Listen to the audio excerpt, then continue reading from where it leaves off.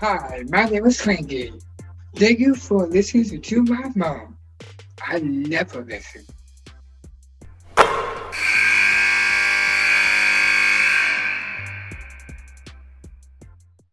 Welcome to Nothing But Net with the head coach from the University of Northern Iowa, Tanya Warren, in her 16th year. 3 times she's been Valley Coach of the Year, and I consider her to be a longtime friend. Tanya, we go way back. I'm so excited to see you consistently staying on the top of the Valley standings, lady. I mean, how Thank do you you, do it? Debbie. Well, I think it's the credit to our young women in our program. And obviously, I'm surrounded by great people. I have great coaching staff. And we just come to work every day and try to control what we can control. Well, that's the truth, right? I mean, you only can control how hard you work and That's what you it. say. That's the way I look at it. You got a big game coming up this week. Let's just jump right to it. I mean, Illinois State, you beat them down there in Normal. Now they're coming up to your place. Before we talk about all the other things going on around that game, because those are as significant as the race in both yours, Yes. my opinion. Uh, Yes. let's just break down the game a little bit. I did see Illinois State play in person last Friday when they had a tough one against Southern Illinois, and Yep. then they lost to Missouri State. So I've seen Paige Robinson. I've seen some of their team. Tell us what you think you're going to face when they come up. Well, first of all, they're well coached. I don't know that anybody does it better than Kristen and her staff in terms of getting their kids ready to play. Last year when they lose Juju, you think, they might miss a beat. They haven't missed a beat at all. And if we was to finish today, Paige Robinson is MVP in my book. I think she's had a terrific year. I think she can score on all 3 levels. And then Mary Crompton, I have so much respect. I love watching her play, and I hate coaching against her. She plays the game the right way. She shoots it with great consistency, great range, and she doesn't need a lot of time. And she's just fundamentally sound. What they do inside with Bowman, and they're just hard to guard because they can score inside, they can score outside, they can put it on the deck. And they're going to make you defensively, they're going to make you play to your weaknesses. So we know it's going to be about in-game adjustments. We're going to have to manage runs. We know they're going to go on some. We have to be able to go on ours. And it's just going to be a game of adjustments because I think both staffs scout extremely well. And I think both staffs do a very good job of playing, making their opponents play to their weakness. So with all the prep and the study and the concepts and how you develop your team, and as you start, the climb to the end of March, you mentioned in-game adjustments, which to me, honestly, at this point of the year, that's my favorite part. Okay. Yeah. So for me, trying to figure out what you might do in the second half, what you might save, what you tweak, what you change, how do you prepare your team? Illinois State's going to probably tweak and change. Both of you guys have done a tremendous job with your players. So without giving up any secrets, what are some things that you're sort of leaning towards that you've seen as a trend with your team that might benefit you guys with a W?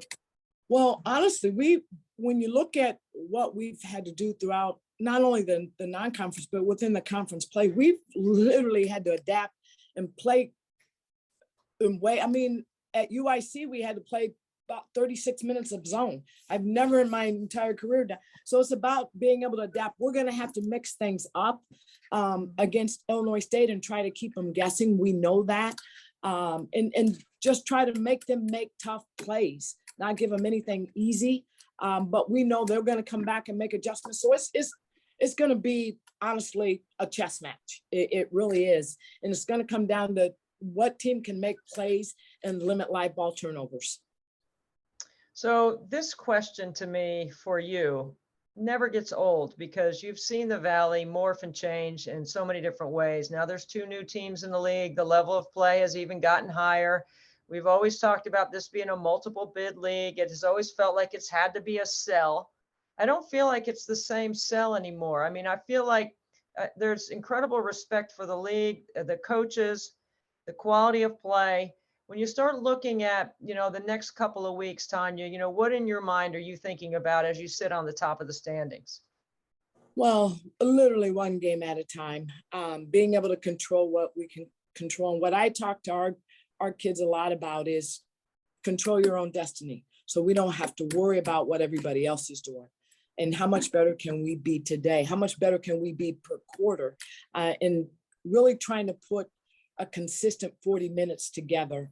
You know, sometimes when we've gotten up this year, it's almost like we've gotten bored. Well, we can't get bored. This is where we got to really hone in and try to play 4 good quarters of basketball, both offensively and defensively. So for us, it's really been about controlling our own business and not worrying about what's going on around us and what everybody else is doing.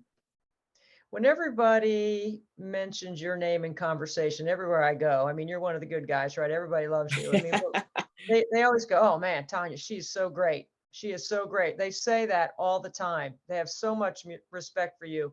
Where does that reservoir of fuel and energy and motivation stem from?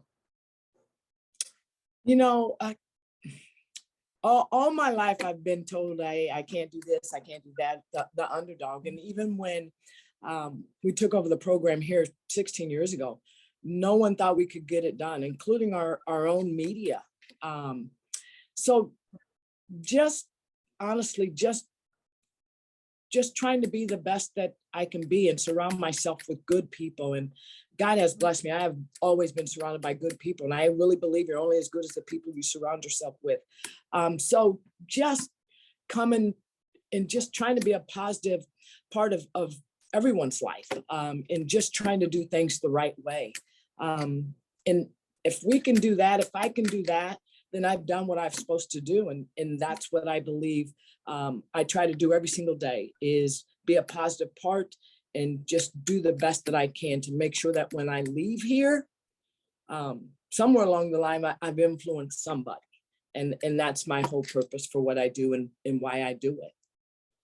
You know, I always think about motivations, you know, where they come from and why people are motivated. Some are motivated by money. Some are motivated by the relationships that they have with others. Some are motivated by just flat out winning.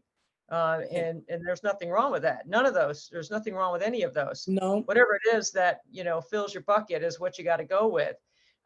When you say, you know, that people tell you that you can't and you won't and you don't, and you know, we've all faced some adversity. It's how quickly you can pull yourself back up, right? That matters. Yes. When you're going to that pool to figure it out, you know, what are a couple of things you think about? For me, it's build, serve, empower. I go, you know, immediately to somebody's giving me a hard time. I think, okay, what have I done to help somebody else? How have I serviced the game? How have I helped serve someone else? And then it doesn't feel such like a sting. You know, it's just something that just kind of can go away because you can get past it. You know, I always go back to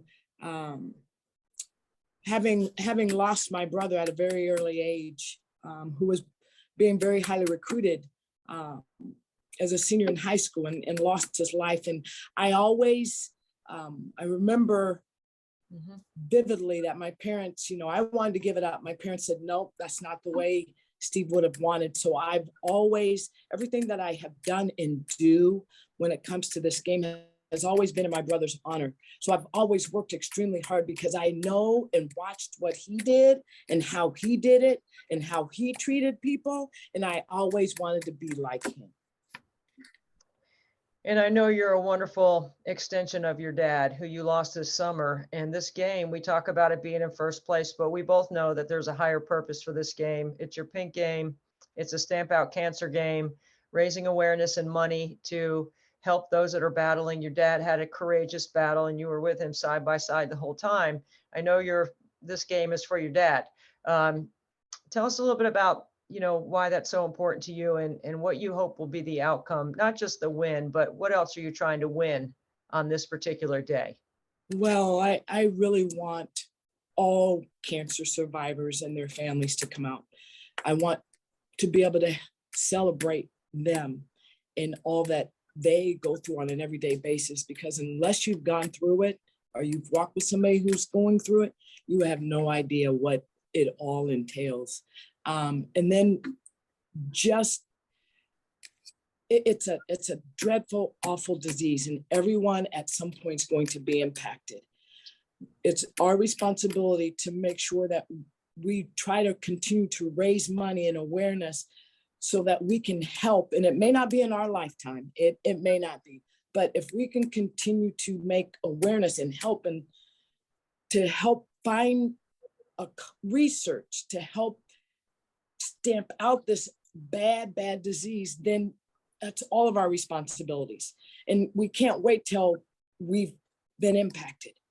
It's all around us. So what can we do? So I just want everybody who's been impacted, those who are going through it, it doesn't matter what kind of cancer, come out. We want to celebrate everybody, and we want them to be a part. And if we can raise a lot of money, great.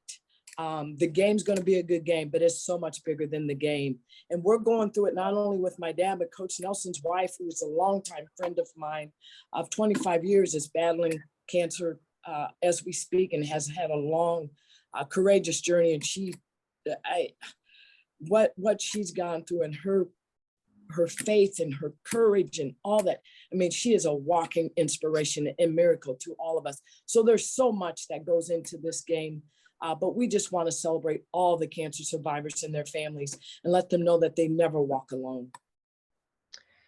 I was in Iowa this past weekend at Iowa, University of Iowa, and at Ames for a game, Texas, Iowa State. And the crowds, the passion, true Iowans out there supporting not just girls basketball, but there was a pink game over at Iowa City as well. Yeah. So I know, Tanya, that this place is going to be jam-packed, people wearing pink, rooting like crazy, and wanting to make a difference, because that's sort of an incredible combination, right, of girls basketball, women's basketball, and having a cause besides. And that's what just it's all about, playing. helping each other, just helping each other.